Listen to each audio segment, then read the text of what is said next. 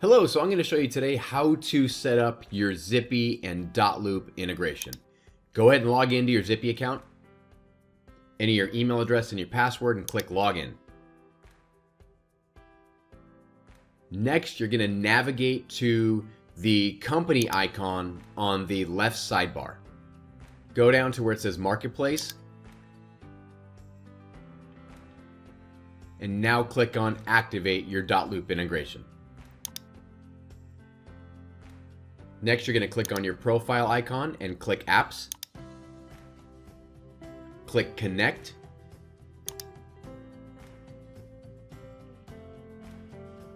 And now you're going to authorize dotloop to communicate with Zipi. Log in with your dotloop credentials and hit Sign In.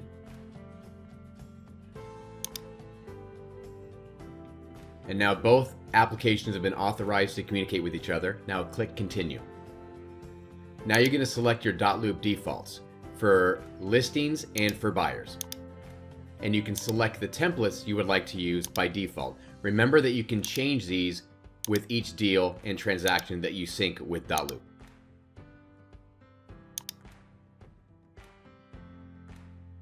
Now your dotloop integration is now connected to Zipi. Enjoy.